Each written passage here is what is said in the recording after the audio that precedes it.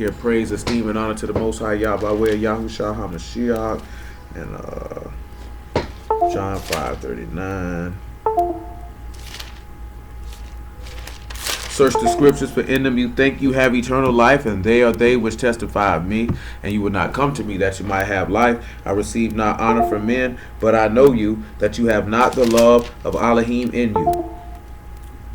I come in my Father's name, and you receive me not. If another shall come in his own name, him you will receive. How can you believe which receive honor one of another, and not the honor that comes from Elohim only? You know, that's the biggest problem for most people. They want the honor that come from man and not the honor that come from Yah. And it's usually for the wrong reasons. Ecclesiastes 10:1 though.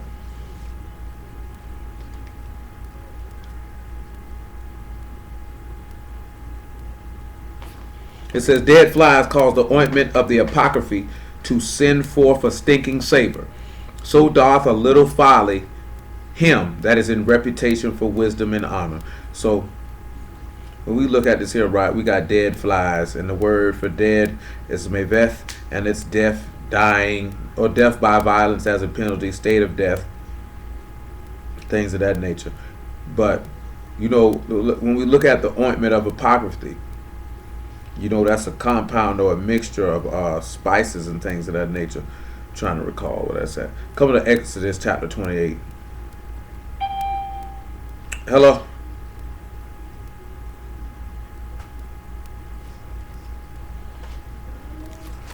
Hello? Shalom. So we look at Exodus. I want to say Exodus 28, where if it mentions that with the apothecary.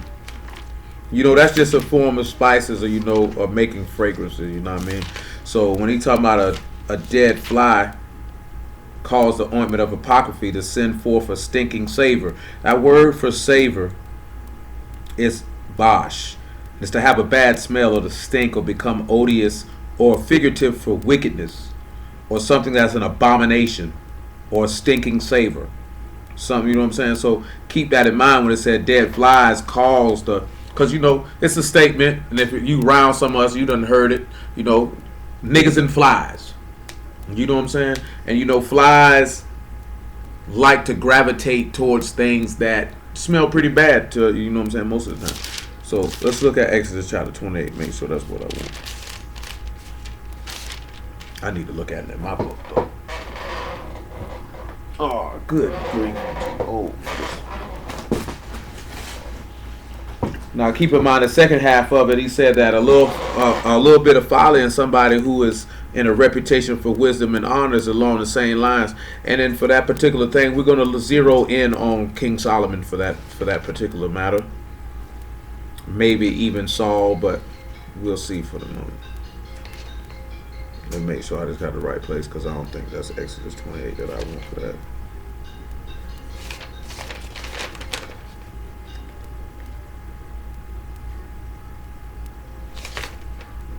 My apologies, everyone. That's Exodus chapter 31. Exodus 31.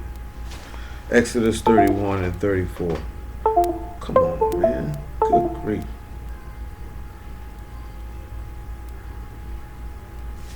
I'm sorry, Exodus 30 and 34.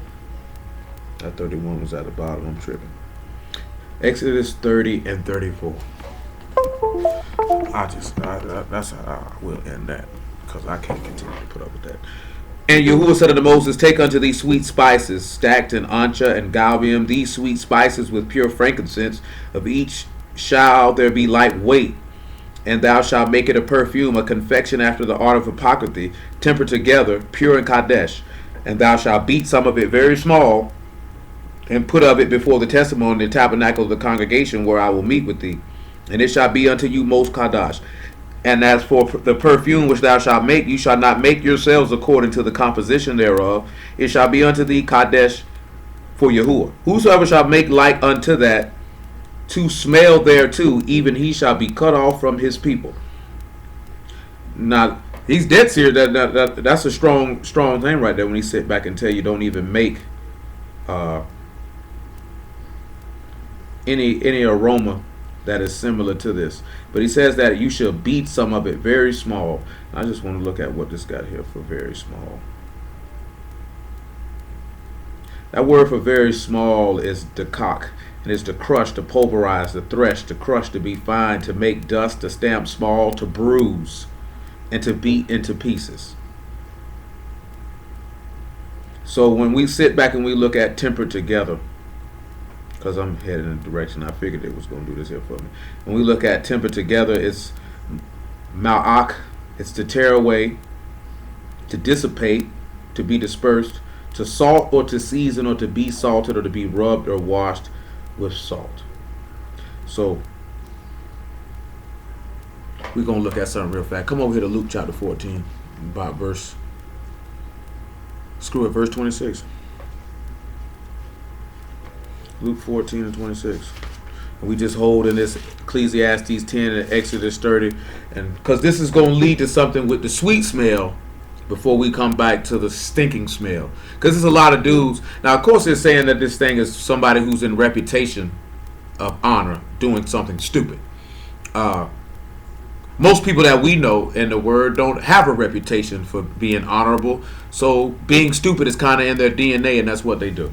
You know what I meant to mention to you too? That nigga Trav was on the phone driving somebody Uber. It was a short trip. He was telling the dude what he do for a living besides Uber, and that was that t-shirt business. So he told him he did Hebrew apparel. And it was funny because the white dude say, "So you're an Israelite like Kendrick Lamar? Did you hear that song?" And he went to going all the way in it, and Buddy's feeling like he feel like what he believe is the same as what we believe, except for a few variations. But I found that funny because he was like, yeah, and his cousin told him that too. As soon as Trav told him he was an Israelite, that's the first thing Buddy said out of his mouth. Are you an Israelite like Kendrick Lamar? Yeah, I was, because I was laughing when he was saying it. I'm like, nah. Oh, he said it with so much glee too. That was what was funny. Luke 14 and 25. And there went great multitudes with him, and he turned and said unto them, If any man come to me, and hate not his father and mother and wife and children and brethren and sisters, and yea, his own life also, he cannot be my disciple. Now I'm going to state this because this happened to me today in the last 24 hours. My daddy died on the Sabbath. We working on putting his funeral together. My brother called me yesterday. He said, yeah, man, the funeral going to be on the 27th. I'm like, hey, what day that is? He like, oh, that's Saturday. I said, oh, yeah, boy, I ain't going to be able to make that. He was like, man, you know, and I love my brother. Don't get it twisted, right? Because he like, you know, I ain't saying go to hell for me. I'm like, yeah, I definitely can't go to hell for you. I ain't going to hell for myself. You know what I'm saying? So I'm definitely not going for somebody else.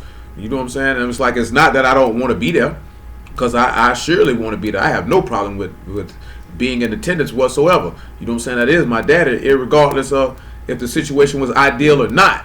But he was like, you know, we're going to get with the people, so get with the rest of our people. So we come back to the house today, you know, my sister there, her husband, my two brothers, my Uncle Wolfer, but he wasn't paying attention to what was going on. My daddy lawyer, my grandma, my auntie. So they mentioned it again. I'm like, oh no, I ain't going to be able to do that. My auntie like, you can make a sacrifice. I say, ain't no sacrifice. You know what I'm saying? I make a sacrifice for the Most High. I ain't making a sacrifice for man unless it's lawful. You know what I'm saying? Because there's people I make a sacrifice for. I ain't got no problem with that. But I can't sacrifice what I believe in for no one. And that's the instance of when you see this right here in Luke 14, you know the master is referencing, truth be told, Exodus chapter 20, have no other power before me. Because sometimes we have other gods and things that we put into place that come before Yah, and that's what allows that those dead flies to bring forth that abominable ointment, that horrible smell, because the sacrifices that we making are not acceptable. You know what I'm saying? Or the ointment of apothecary, or that perfume that's offered in the temple that's supposed to be a sweet smell and savor to Yahuwah, it's got a stench to it because it's folly attached to it. Because you notice that it said it's something that's tempered together, or something that's crushed or beaten. You know what I'm saying? Something that's bruised.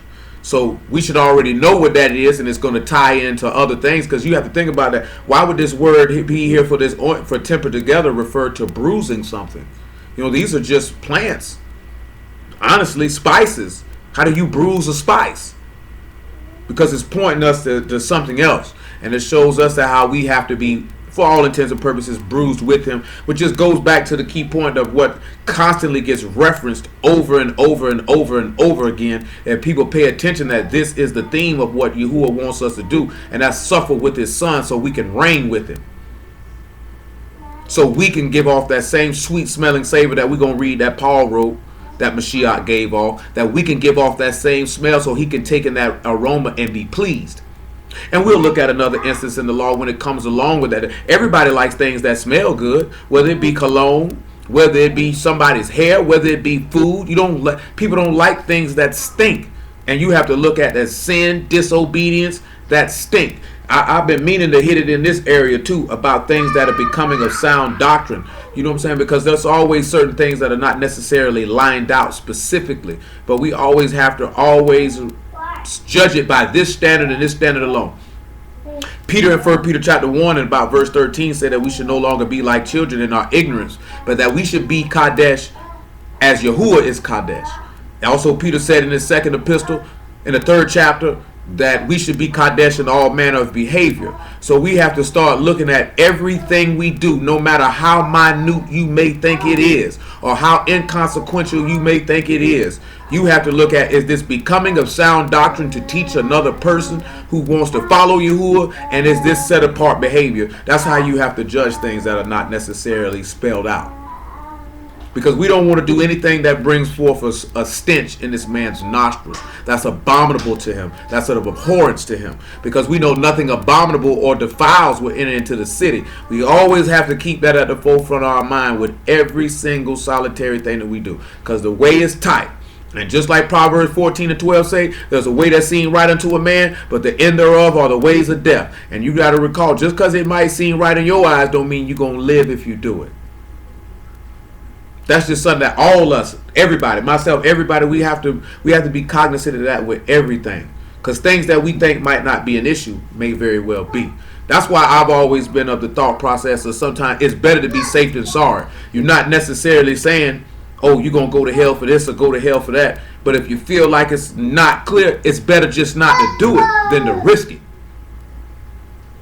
That's always been my attitude with a lot of things. Some people think that I might have said, oh, this was a sin. I never said that. What I'm saying is it's a gray area. Let's just not play with it. Let's not risk it until future information may come up to tilt the needle in whichever direction.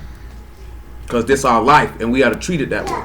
You know what I'm saying? Be circumspect, be wise in our dealings. Nevertheless, 14 and 27. Whosoever doth not bear his stake and come after me cannot be my disciple. For which of you intending to build a tower, sit not down first and count the cost, whether he have sufficient to finish it. Lest happily after he have laid the foundation and is not able to finish it, that behold, all that behold it begin to mock him, saying, this man began to build and was not able to finish.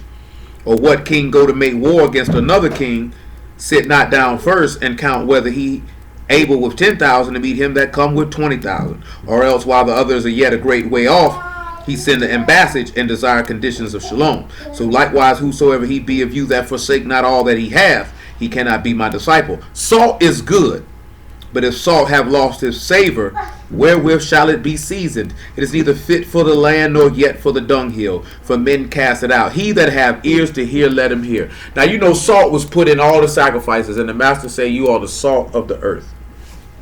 Now where was we just looking at what that word came up for salt? I'm tripping. Hold on. Notice he also say that once this apocryphy is tempered together, is pure. That's the word for right here. Dang, I just lost it that fast. For tempered together, my apologies. That's the word for tempered together. Is it salt? That's the malach. It's salt. It's the salt is to be seasoned or rubbed or washed with salt, and it causes to disappear as dust or to things to vanish away.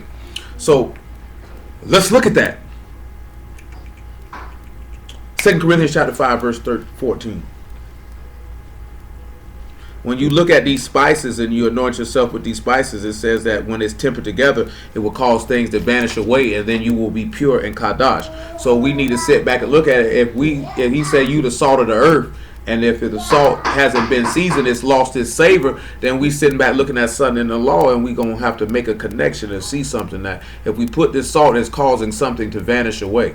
We know that the salt was put in the sacrifices, and the sacrifices were symbolic of the vanishing away of sin, or also the removing and vanishing away of the old covenant to the new covenant, which is of a greater promises and of greater, just greater everything, which allows our sins to vanish away. But 2 Corinthians chapter 5, verse 14. For the love of Mashiach constrain us, because we thus judge that if one died for all, then we're all dead. And he that died for all, that they which live should not henceforth live unto themselves, but unto him which died for them and rose again. And that's the key thing that we have to always remember, that we should no longer be living for ourselves, but living for Mashiach. You know what I'm saying? I think that's probably the most difficult thing for every single solitary person who come into this way to really wrap their mind around initially, and maybe even as they continually going along, that you can no longer live your life for yourself because you're bought with a price. That though it's your life and your body, it's not, because someone paid for it, and he paid for it with his life. And that you ought to live yourself for. Last week we talked about how he said he corrected us with our own wickedness, and used Mashiach to show that. So then we have to sit back and look at what all this man went through to purchase you, to make you pure and set apart. You know, 2 Corinthians 7:1 tells us that cleansing ourselves from all filthiness of the flesh and ruach, let us perfect Kadesh in the fear of Elohim. Because he told you, come out from among them and be ye separate, and touch not the unclean thing, and I will receive you, saith Yahuwah Almighty, and you shall be my sons and you shall be my daughters. And we have to remember that we have to be just like this level of apothecary. You have to separate yourself and come out from among them. And we can't touch the unclean thing on the way out. That's a difficult prospect for many, many people. I seen a brother today, he said he was happy that 90% of the people that he interact with are supposed to be in the truth. They claim to follow this way. Whether they do or they don't, y'all knows. I don't know. You know what I'm saying? We'll wager that we hope that they do. So we had to sit there and really think about that. Because I know people personally that coming out from among them was not something that they were willing to do. You know, we see that because in that verse he's quoting the book of Isaiah, when in 2 Corinthians 6, when he tell you to come out from among them and touch not the unclean thing. But that's the same thing that John the Revelator wrote when it came to Babylon. Come out from among her, so you be not partakers of her sins. And we have to realize that and remember that we have to be set apart in every single solitary thing, so that Yah can distinguish us from those who don't belong to him. It tells you that in Malachi that we'll come back and discern between those who are righteous and those who are wicked, those who serve Elohim and those who don't. And we don't want to be caught with those who don't, because Yah won't make the difference of you do and you don't. Because he told us that we're blessed when we don't go in the way of sinners. So then we have to take that in account. Now, as we draw close, because I was talking to the Trav about this, as we draw closer to the end, we seeing more and more people discard Mashiach. More and more people do it. More and more people question a lot of things. And that's only because dudes are not properly and thoroughly going through the word to satisfy the questions and queries that many people may have, because they're focused on 12 tribe charts and who Esau is, and can a woman wear pants, and can a woman teach, and all these other things. And people don't know their Savior. They don't know him. And that's not good. And this is why we're giving off this stench. Nevertheless, let me continue. Wherefore henceforth know we no man after the flesh, yea, though we have known Mashiach after the flesh, yet now henceforth know we him no more. Therefore, if any man be Mashiach, he is a new creature. Old things are passed away. Behold, all things are become new. So, when you take this perfume, the ancha and the galbanum and these sweet spices and this pure frankincense, and each shall be of a light weight. And when, hold on, let me see what that word is for light.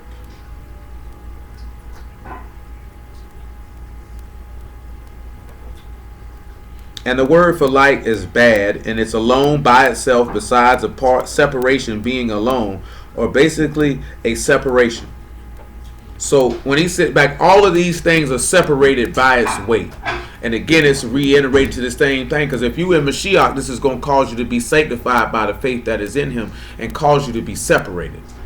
You know, Paul stated that in Romans 1:1, if I'm not mistaken, that he say that he's called separated to the gospel of Elohim, called to be an apostle, and separated by the gospel of Elohim. Remember we talked about a few weeks ago, many are called and few are chosen. You were caused, come over here to Leviticus chapter 20. It's the son that Yah told the people on their way up out of Egypt. You have to remember this here. When he coming to get you, he coming to get you for a reason. 20 and 25. Can I have some, Lizzie? Can I have some? I see. Very well then. Very well. Very well. Leviticus 20 and 25. You shall therefore put difference between clean beasts and unclean, between unclean fowls and clean. And you shall not make your souls abominable by beast or by fowl or by any manner of living thing that creep on the ground, which I have separated from you as unclean. And you shall be Kadesh unto me, for I, Yahuwah, am Kadesh, and have severed you from other people that you should be mine. Now he's talking about how he severed us about a Misraim, that we should belong to him. We know Misraim is symbolic of sin. Matter of fact, go to Isaiah 52. I'll show you the verse that I told you. He got that from in 2 Corinthians 6. Always remember that when we dealing with separation. Separation. Because that's the main thing that Yah always discusses. We'll start at verse 7. Make it verse 6. Matter of fact, make it verse 5. Isaiah 52 and 5. We're still holding Exodus chapter 30 and Ecclesiastes 10. What time is it? It's 8:20. He says, now therefore, what have I here, saith Yahuwah, that my people is taken away for naught. They that rule over them make them to house, saith Yahuwah, and my name continually every day is blasphemed. You know what I'm saying? And now that's the key thing, right? And it ain't just us that blaspheme his name. You know, these sinners out here blaspheming his name who don't necessarily serve y'all, but how they treat us. This man's name is blasphemed. But we need to make sure in everything that we do that we don't call this man's name to be blasphemed. Because a lot of people seek to do so. And we got to make sure we guard that and don't allow that to happen. Therefore my people shall know my name. Therefore they shall know in that day that I am he that doth speak. Behold, it is I. How beautiful upon the mountains are the feet of him that bring good tidings, that publish shalom, that bring good tidings of good, that publish salvation, that saith unto Zion, thy Elohim reign. Thy watchmen shall lift up the voice, with the voice together shall they sing, for they shall see eye to eye, when Yahuwah shall bring again Zion. Break forth into joy, sing together, ye waste places of Jerusalem. For Yahuwah have comforted his people, he have redeemed Jerusalem. Yahuwah have made bare his Kadesh arm in the eyes of all nations, and all the ends of their rat shall see the salvation of our Elohim. Now I'm going to tell you all the way from verse 5 all the way to this verse 10. That's talking about Yahushua. I'm going to tell you how. We already know in verse 7 how beautiful are the feet of him that bring glad tidings, that publish shalom, that publish salvation, that thy Elohim reign. Because the first thing we read was, I come in my Father's name, and you receive me not. If another shall come in his own name, him you will receive. Because this man say, the watchmen will lift up the voice and sing together. They'll sing eye to eye when Yahuwah shall bring forth Zion, and you shall break forth into joy. And they broke forth into joy when they seen this man resurrected from the dead. When he said he made bare his Kadesh arm in the eyes of all nations, you know them people seen that man up there on that stage. Say, to whom is the arm of Yahuwah revealed, who have believed the report. They crucified the man in front of everybody, and all the nations seen it, to the point where that Roman centurion said, truly this is the son of Elohim. They were not without rebuke. They seen it. Paul told you in 1 Corinthians chapter 2, if the kings of the earth would have known better, they wouldn't have killed the prince of esteem. They saw it. They seen what time it is. He made him bare. He made him plain. They seen it. Now he's making them plain in some people's face right now through the preaching of the gospel, and they see it and still reject him. But nevertheless, what we came here for, we'll come back in greater detail another day on it though. He says, depart ye, go ye out from hence, touch no unclean thing, go ye out of the midst of her, be ye clean that bear the vessels of Yahuwah. When we look at it, they say that bear the vessels. touch no unclean thing. Come out from among her. You know that you're the vessel. Because let's look at 2 Timothy chapter 2. Lizzie, what are you doing? 2 Timothy chapter 2 verse 19. Can I have some, Lizzie? I'm hungry, Lizzie. Can I have some, Tubby? Thank you, Lizzie.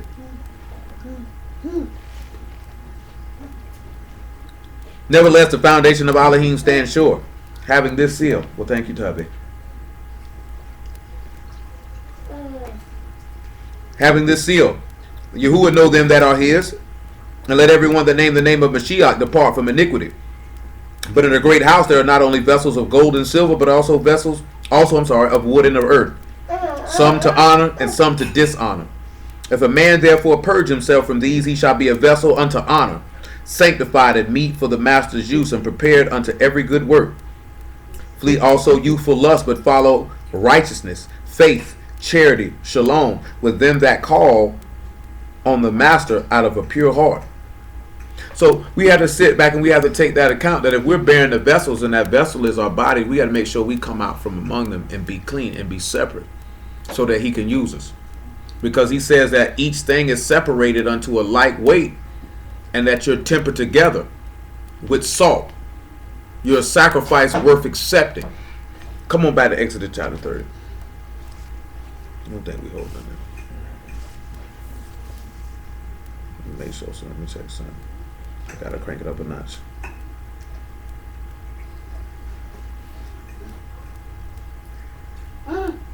And that word for weight is the olive. So you got a separated liter coming from that. When you sit back and you look at like weight, this is a separated liter it's referring to. We have to make sure that we separate ourselves. The whole thing with Yahuwah completely is separation. It's a thing that we don't like necessarily to accept from time to time, but the book is about separation. So when we look at this here, Yahuwah said unto Moses, take unto these sweet spices, stocked and ancha and galbanum, these sweet spices with pure frankincense of each shall be like there be a light weight, and thou shalt make a perfume, a confection. Let me see what this word for confection is. That's just a spice mixture. After the art of apothecary, tempered together, pure and kadash.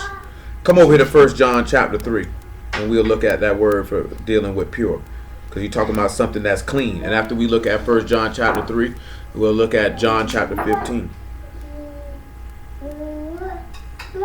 Like I mentioned to y'all before, he said that we need to cleanse ourselves from all filthiness of the flesh and ruach.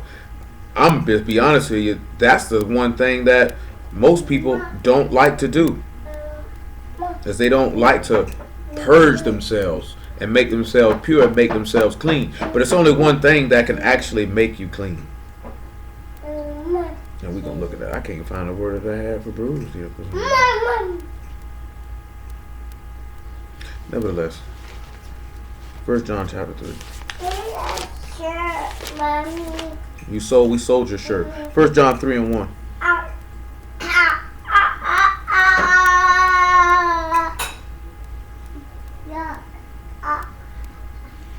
Behold, what manner of love hath the Father bestowed upon us, that we should be called the sons of Elohim. Therefore the world know us not, because it knew him not. Beloved, now we are the sons of Elohim. It doth not yet appear what we shall be, but we know that when he shall appear, we shall be like him, for we shall see him as he is. And every man that hath this hope in him, purify himself, even as he is pure. Now this is something that's clean. Let's look at 1 John chapter 15. In verse 1, we know that Psalms 119 tells us, how can a young man cleanse his way? By taking heed according to thy word. So when we look at this thing's been tempered together, or the salt of this sacrifice allows you to be able to be made clean. And we're going to look at 1 John chapter 1 after this, John chapter 15. The blood of Mashiach makes us clean. And we're going to look at Hebrews 9 to get this understanding of This is the savor of the smell that should come from an acceptable offering to Yahuwah. When we have sacrificed ourselves and offered ourselves by sanctifying ourselves and kadeshness in the righteousness of faith, then this man can accept that. But see, he say dead flies on the art of apothecary bring forth a stinking ointment or odious smell, an abominable smell. And he said that's the same as somebody who has a reputation of wisdom and honor committing folly. And we know the man we're going to look at who has the reputation of wisdom, but he committed folly. John chapter 15 and verse 1. I am the true vine, and my Father is the husbandman. Every branch in me that bear not fruit, he take away, and every branch that bear fruit, he purge it, that it may bring forth more fruit. Now you are clean through the word which I have spoken unto you. Now, you know, it's a lot of brothers, they take that when he says that you don't have to be immersed. The brothers who I told you that's coming through, that's one of the big things that they deal with, is fighting against how a lot of these camps teach that you don't have to be immersed. That an actual physical immersion is not necessary. Which is highly unfortunate. Nevertheless, 1 John chapter 1. 1 and 5 or 1 and 6. Let's see what it is.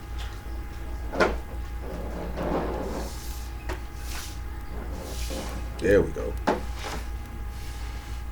There we go. 1 John 1 and 5. Then this is the message which we have heard of him and declare unto you, that Elohim is light and in him is no darkness at all. If we say that we have fellowship with him and walk in darkness, we lie and do not the truth. But if we walk in the light as he is in the light, then we have fellowship one with another, and the blood of Yahushua HaMashiach, his son, cleanse us from all sin. Now let's look at Hebrew chapter 9. Because when we look at this apocryphy that's being offered unto Yahuwah for a sweet smelling savor, we see that some of these words are pointing to a sacrifice. When it says like thou shalt beat some of it very small, and that was the word we were looking at, was for very small. That is to crush or to be fine or pulverized or to be crushed or to be bruised or to be beat into pieces. All of these things, that the salt of a separated olive has to be beaten into pieces or bruised, is showing us how we have to offer ourselves in order to be that newness of life, to bring forth a sacrifice that's acceptable to him. You know, in Psalms it tells us that bring my Kadashim together that made a covenant with me by sacrifice. And it causes things to vanish away. It causes the old person to vanish away and a new person to emerge. You sit back and look at it, a lot of people, they hear the word, they've been immersed, but the old man has not perished and a new man has not emerged. This is why Paul told you that you need to put off the old man who is corrupt according to deceitful lust, and put on the new man who is created after him who died for you in true righteousness and kadash. And this is what this is apocryphy is pointing us to and is telling us about, is offering ourselves to become new so that smell can be accepted by Yahuwah, an acceptable sacrifice. We feel like as long as I'm keeping Sabbaths and I don't eat no pork, that these are acceptable sacrifices, even though the book tell you let which was made for their welfare be a trap. The book continually tells us about suffering, sacrifice, and service, and sanctification. That if you want to be saved, you're going to have to suffer, you're going to have to sacrifice, you're going to have to serve, and you're going to have to set yourself apart. That's what you're going to have to do. Hebrew chapter 9, verse 11.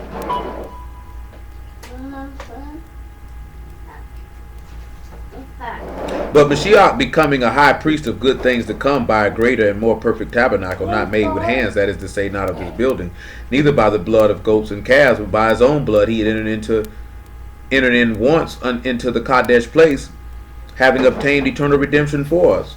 For if the blood of bulls and of goats and the ashes of a heifer sprinkling the unclean sanctify to the purifying of the flesh, how much more shall the blood of Mashiach, who through the eternal Ruach offered himself without spot to Elohim, purge your conscience from dead works to serve the living Elohim? You know, it said, husbands, love your wives and give yourself for, as Mashiach gave himself for the body, that he might by the washing of water of the word, might present it to itself a Kadesh assembly without spot, wrinkle, or blemish, to cause all those sins and transgressions to vanish away. Let's look at something in Hebrews chapter 8 where it even states that. Hebrews 8 and about verse 10 or verse 9.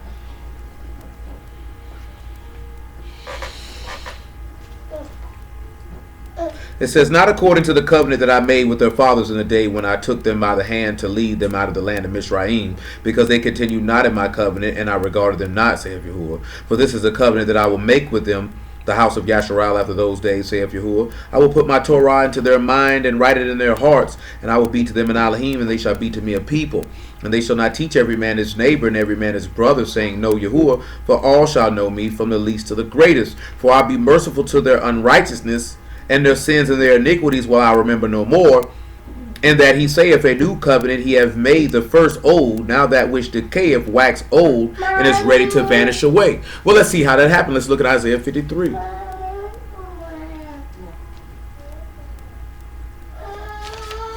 When we look at Isaiah 53,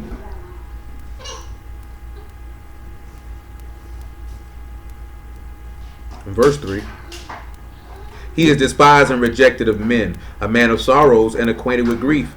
We hid it as it were our faces from him. He was despised and we esteemed him not. But he was wounded for our transgression. He was bruised for our iniquities. The chastisement of our shalom was upon him, and with his stripes we are healed. So he said the same thing when he said beat small is the bruising or the beating of something for iniquity's sake. Say the master was bruised for our iniquities. Isaiah says this person is bruised for the iniquities of Yasharal. And we know that Mashiach was beaten with a reed, slapped and bruised. Beaten and beaten small, because this is how these things are tempered together. When you look at it, it's pointing to a sacrifice or an offering. So let's look at Ephesians chapter 5 verse 1 if I'm not mistaken, because we about at 8:35 and we got to get ready to slide.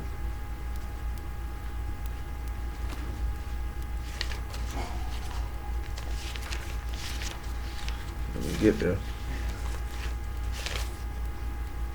This book does not have that page. Grief.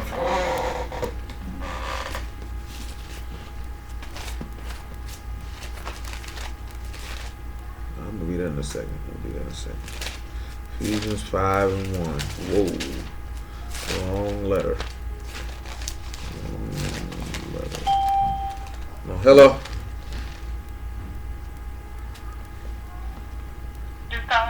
Yes, ma'am. Ephesians 5 and 1. He said, Be ye therefore followers of Elohim as dear children, and walk in love. See, and some of y'all might know what I'm talking about, but that word gets thrown about very, very loosely. Now, when it says, and walk in love, you know, Mashiach says, let's read what the master said out of his mouth. Hold this Ephesians 5 and 1, and let's just read what the master said out of his mouth in John the 15th chapter. Because we talked about love last week when he says, I've drawn you with love and kindness, and that word for love and kindness was to be merciful. To be merciful. And we went and we looked at how merciful this man was, that he died for his enemies. People who should have been vanquished and destroyed and left for nothing. And this man offered himself, and he showed love and kindness by showing mercy. One of the first hallmarks of love is sacrifice and mercy. And people scream love, but yet I see no sacrificing and I see no mercy. Because Yahuwah loved you enough to send his son for your transgression and sins. And notice the key thing that the love that this man had for us is this man did not justify our wrongdoing. He did not make us feel good in our wrongdoing. We were rebuked and rebuked sharply. And we were rebuked in the personage of one man. If you have understanding, if you have eyes, if you have ears, then you would be able to see that. Because he said he killed his people as one man. And he said, I have corrected you with your own wickedness. You supposed to take from seeing what this man went through, that correction for your wickedness, he took that on, that you might be ashamed, that you might reverence him, and you might love him and obey him from that point, because you would have understanding. Then people don't have understanding. I felt like this before the word, because my people taught me this. Love is an action word. It's a verb. It's not a word that you throw around loosely. You know what I'm saying? Like, if I tell somebody I love them, then I actually do love you. I just don't tell people I love them, I don't love you. I just don't say I love you as just a term just to be saying it. People throw that word around. They don't actually love the people who they say they love. They don't actually care about the people who they say they care about. And that's what's wrong with people. People tell people they love them because they think that's what people want to hear. Don't tell me you love me and you don't. My feelings are not going to be hurt. You know what I'm saying? Growing up, me and my friends, we told each other we loved each other because that's how we felt at the time. And it's still like that for the most part with most of us to this day. Even though I seen a brother say, if you still hanging with the same friends you hung with, he say your same day ones, he say you might not be growing. And his point is you're not going to outgrow all of your friends. But he say, no, eventually one or two of them you probably going to outgrow. It's not nothing personal. It's just the direction that life is taking me in. It's not the direction that you going in. You know what I'm saying? That's not, and I can attest to that. I done seen that with my own two eyes personally and with other people. You outgrow some of your friends who you were friends with for years. All of them don't stick around. And it don't be nothing negative because life take people in different directions. You know what I'm saying? That just happens. That's just life. That's just what happens. Sometimes people be stagnated with the same people doing the same things, getting the same results. What is it? John chapter 15? What I want out of that?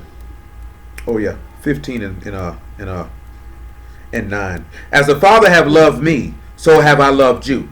Continue ye in my love.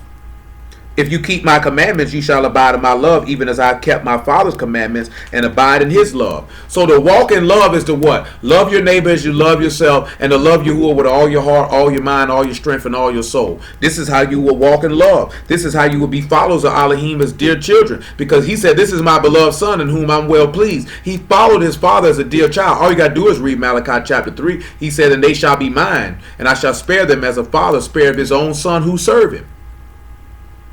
So we have to sit back and realize that if we serve him, if we do exactly what he told us to do, which is come out from among them and be ye separate and touch not the unclean thing, it will be his sons and daughters. Then on the last day he will spare us from wrath by way of his son Yahushua HaMashiach, because we have served him. And that's walking in love, because when you walk in love to Elohim, then you can walk in love to your brother and sister. If you're not walking in love to Elohim, you're not going to be able to walk in love with your brother and sister. You're not going to be able to walk in love with your husband or wife. You're not going to be able to walk in love with your son or daughter. It's going to be impossible, because there will be strife and there will be enmity, because one of you are wicked. One of you are the serpent seed. Nevertheless, Ephesians 5 and 1. Be ye therefore followers of Elohim as dear children, and walk in love as Mashiach also loved us, and have given himself for us an offering and a sacrifice to Elohim for a sweet smelling savor. Notice that he say he also have loved, as Mashiach loved us. He loved us enough to offer himself. This is why he say the love of Mashiach constrain us, that we have judged that if one died, then we're all dead. And now we live for him who died for us, because now you would love him enough to offer yourself to him and do it willingly. See, that's the part nobody don't want to talk about. That part nobody want to deal with. He sacrificed himself and showed the love that he had for us. Now can you show it back by doing the same thing? Because most people don't want to do the same thing. They don't want to offer themselves. They don't want to love the Father. They don't want to love each other. Because you sit back and you look at it. Like I said, the book talks about suffering, sacrifice, sanctification, and service. This is the embodiment of Yahushua HaMashiach. This is the embodiment of your Elohim. This is the embodiment of all of his sons and daughters. That's why he say those who have that hope in them are pure, even as Mashiach is pure. Because he had been beaten small, he had been bruised. You have suffered with him so you can reign with him, therefore making you pure. Therefore making you set apart, because you have died with him through immersion, but been risen with him through the likeness of his resurrection, to be quickened by the words which he's given unto you, because the words that he speak are Ruach and our life. This junk bigger than knowing you an Israelite. This junk bigger than not eating pork and keeping Sabbath days. This is why we not getting eternal life, because we not sacrificing, we not serving, we not sanctifying ourselves, and we not suffering. When I say suffering, meaning suffering for the word, not suffering as forth as being in pain. And I ain't talking about suffering for committing sins. I'm talking about suffering for salvation's sake. He that suffer in the flesh ceases from sin. This is the mind that should be in you, the same mind that was in Mashiach. He suffered in the flesh. Suffering in the flesh is denying yourself the things that the flesh wants, and then you may have to actually suffer for the word in a tangible, physical way. And you have to have your heart set and prepared and ready to do that.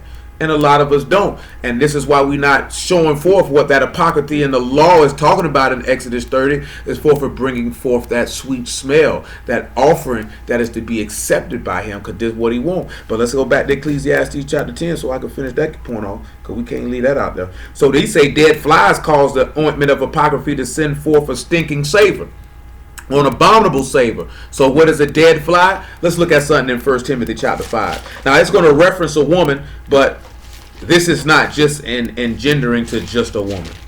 So I just want to let that be known.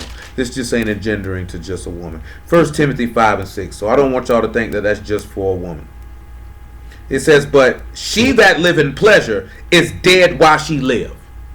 But remember in Timothy, he say people are more pleasers of man, or pleasers of themselves, than pleasers of Elohim. If you live according, let's look at Romans 8. Because if you live according to your flesh, then you're pleasing your flesh. You're dead while you live. Therefore, you're just a dead fly who brings forth an abominable stench. An abominable stench. We don't want to bring forth abominable stenches. Why? Why would be the cause, rhyme, reason, and purpose for that? What are they? Romans 8 and 7. Make it 8 and 5. My apologies. Yeah, 8 and 5 is cool. For they that are after the flesh do mind the things of the flesh, but they that are after the Ruach, the things of the Ruach. For to be carnally minded is death, but to be spiritually minded is life and shalom. Because the carnal mind is enmity against Elohim, for it is not subject to the law of Elohim, neither indeed can be. So then they that are in the flesh cannot please Elohim. Therefore, if you're in the flesh and you this dead fly, and then you trying to offer yourself, like Cain did, you trying to come with this ointment of apothecary, you trying to make this sacrifice, and that sacrifice is abominable. Look at it, Proverbs 21 and 28. Let me see if that Proverbs 21 and 28. See, a lot of people think because you doing certain things that y'all just gonna take that. Not so fast, my friend. Proverbs 21 and 27. And then after that, Isaiah 66. You get a... Because you got... I'm going to put it this way. You got false sacrifices. You got people who have wicked minds and wicked hearts and wicked intentions that make sacrifices and think that they should be accepted. Just like Cain. They showing themselves to be of the wicked one. Showing themselves to be of Cain's lineage. And remember, Cain's not listed in the lineage of Adam for a reason. Because he's not a son of Elohim. He's a son of the wicked one. He's a son of Belial. He's worthless and vile. The sacrifice of the wicked is an abomination. How much more when he bring it with the wicked mind? Well, that's what's going to happen. That's what happens when those dead flies cause the ointment of apothecary to send forth a stinking savor. You have a wicked mind. You're making sacrifices, but they're abominable. They're abominable. He's not accepting that. Because you tried to temper it together. You tried to put the salt on it. You tried to sanctify yourself by the olive or by the head. You tried to sanctify yourself by Yahushua, but yet you brought sin with you when you did it. You brought carnality or flesh with you when you did it. Hold on.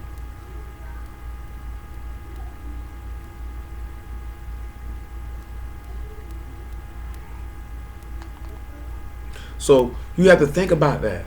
Think about that. We need to make sure that when we come to this man, we come to this man pure and clean. That these sacrifices could be accepted. That it can be a sweet smelling savor. Because Yahushua made sacrifices with a clean mind. There are too many instances. Cain is an example of a man who came and brought a sacrifice with a wicked mind. He had wicked intentions. He had wicked thoughts when he brought that. And we got to remember that. Because people don't make sacrifices out of pure heart. They make the sacrifice because they feel like, oh, I'm sacrificing myself. Like I told you, like my auntie said, you know, you can sacrifice. Sacrifice for who? For you? For my daddy? My daddy dead. He wouldn't know if I was there or not. He wouldn't know. He had no idea. So at that point, who am I sacrificing for? Sinners? And you think that man would accept that sacrifice if I came and brought that to him? Now let's sit, and I'm just looking at it on the natural. Now let's flip it and look at it on the spiritual. You giving stuff up, but you complaining about it. You made a sacrifice in something, but you didn't really want to do it. You did it half-heartedly. You already commit sin and live any kind of way anyway. You got to keep that in account. Somebody sit back and say, okay, I don't eat pork, but you fornicate. I keep the Sabbath, but you lie. You know what I'm saying? And whenever any manner of wickedness you could think of, and you make this sacrifice of ceasing to do something, but you brought it with a wicked mind. That's an abomination. He's going to reject it. Nevertheless, let's come over here to what it is, 1 Kings chapter 11. And we look at a little folly to him that's in reputation for wisdom and honor, and get on up out of here. Because Solomon is your example for this. He brought forth a stinking savor to Yahuwah because of what he did. Remember, Solomon was the wisest man that ever lived.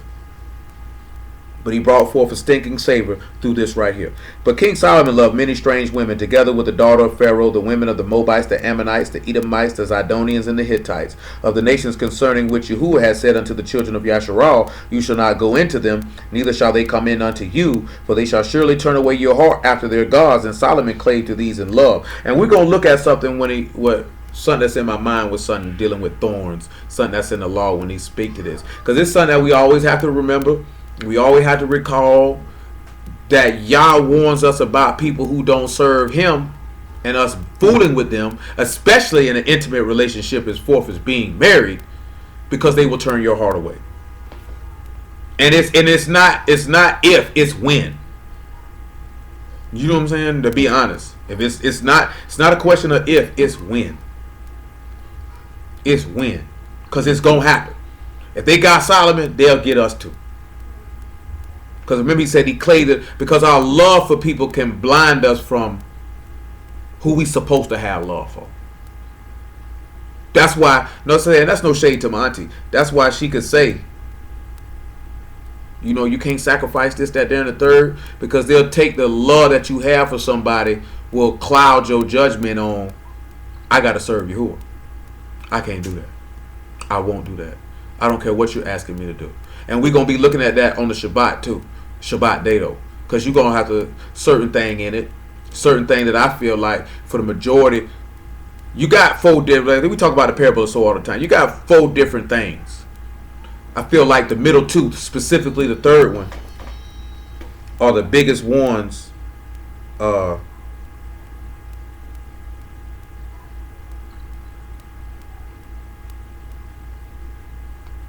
the biggest things that throw people, that get people off track. You know what I'm saying? And that's the cares and affairs of this life and the deceitfulness of riches.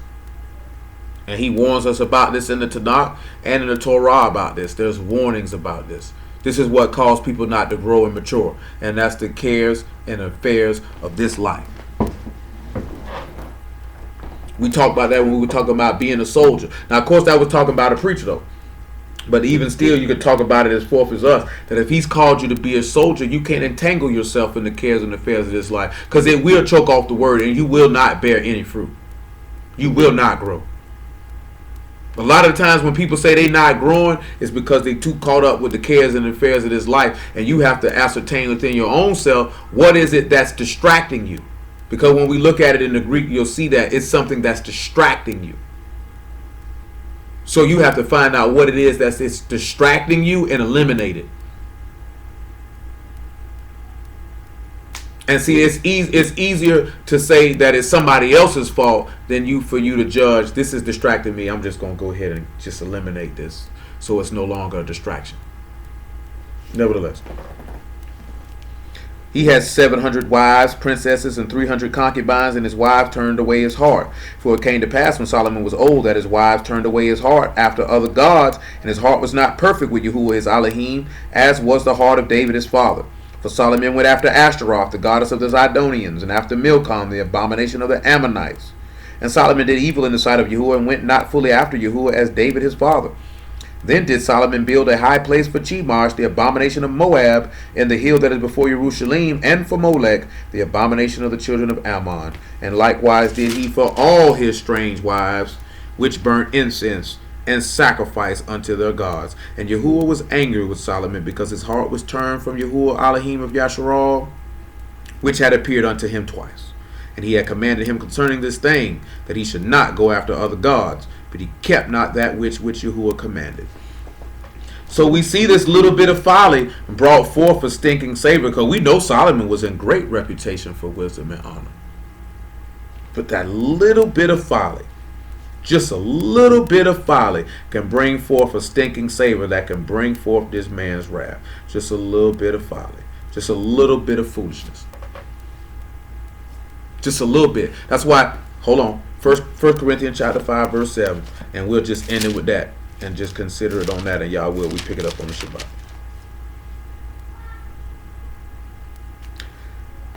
1 Corinthians 5 and 6. Your glorying is not good. Know ye not that a little leaven leaven the whole lump?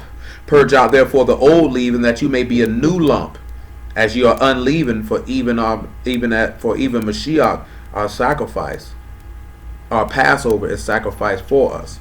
Therefore let us keep the feast not with old leaven, neither with the leaven of malice and wickedness, but with the unleavened bread of sincerity and truth.